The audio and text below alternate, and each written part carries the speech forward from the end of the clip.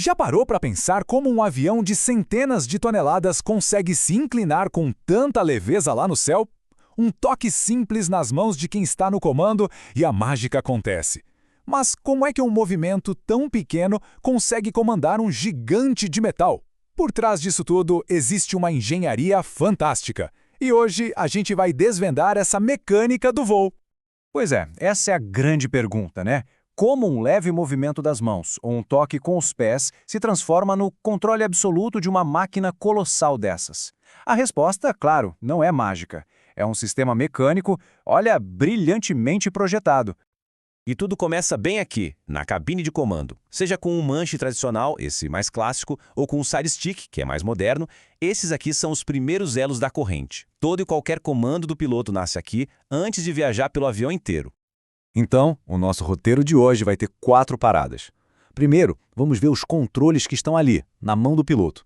Depois, vamos mergulhar nos 3 eixos, os movimentos essenciais do voo. Em seguida, a gente descobre como a tecnologia ajuda a deixar tudo mais fácil. E para fechar, vamos dar uma espiada nos bastidores da mecânica que conecta tudo isso. Para a gente entender como o sistema funciona, vamos dividir a coisa em 2 partes, tá bom? De um lado, temos os controles primários, que são, digamos, os músculos do avião, responsáveis pelos grandes movimentos. E do outro, os secundários, que são como os ajustes finos, sabe? Eles garantem a estabilidade e aliviam o trabalho de quem está pilotando. Então, a lógica é a seguinte. Os controles primários são para ação imediata. Virar, subir, descer é o piloto no comando direto. Já os secundários, eles são como uma ajuda, quase um piloto automático na sua forma mais simples, ajudando a manter o curso, a atitude do avião sem o esforço constante.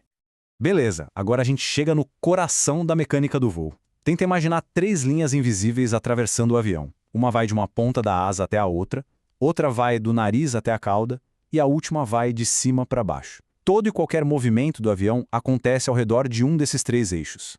Vamos começar com o primeiro movimento, a rolagem. Sabe quando o avião inclina as asas para os lados, bem parecido com o que um pássaro faz numa curva? Então, quem faz isso acontecer são os ailerons. E os ailerons ficam posicionados bem ali, na ponta das asas, numa posição super estratégica. Essa distância toda do centro do avião funciona como uma alavanca gigante, dando a eles o máximo de poder para inclinar a aeronave com um mínimo de esforço. E o funcionamento disso é genial de tão simples. Quando o piloto vira o manche, um aileron sobe, isso diminui a sustentação naquela asa. Ao mesmo tempo, o outro desce, aumentando a sustentação. É esse desequilíbrio, feito de propósito, que faz o avião rolar suavemente para a curva. Certo. Nosso segundo movimento é a arfagem. Para entender, pense num cavalo levantando ou abaixando a cabeça. É exatamente isso que o profundor faz com o nariz do avião, controlando se ele sobe ou se ele desce. Onde a gente acha o profundor? Lá atrás, na cauda, naquela parte horizontal. Essa superfície funciona como uma pequena asa que empurra a cauda para baixo para levantar o nariz ou empurra para cima para baixar o nariz. Aqui o comando é super intuitivo, bem direto ao ponto. Empurrou o manche para frente, o nariz do avião baixa. Puxou o manche para trás, o nariz sobe. Simples assim.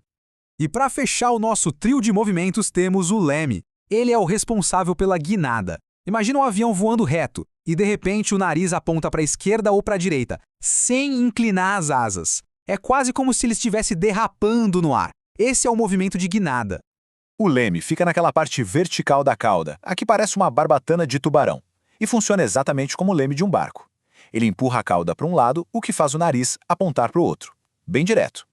Mas tem um detalhe importante. Ao contrário dos outros 2, o leme não é controlado pelo manche. Ele é controlado pelos pedais, lá nos pés do piloto. Pressionou o pedal direito, o nariz vai para a direita. Pressionou o esquerdo, ele vai para a esquerda. Olha só, essa tabela aqui ajuda a juntar todas as peças.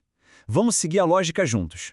Na primeira linha, o manche, movido de um lado para o outro, controla o aileron, que gera rolagem no eixo longitudinal.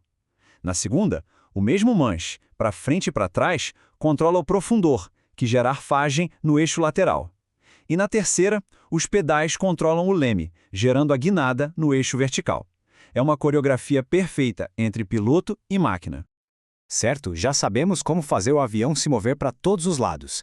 Mas, e para manter ele retinho, voando nivelado, sem precisar ficar fazendo força no manche o tempo todo? É aí que entram os controles secundários. Vamos dar uma olhada no principal deles. Repara só nessas pecinhas, essas pequenas abas nos controles maiores. Elas podem parecer só um detalhe, mas são um dos maiores aliados de um piloto contra o cansaço.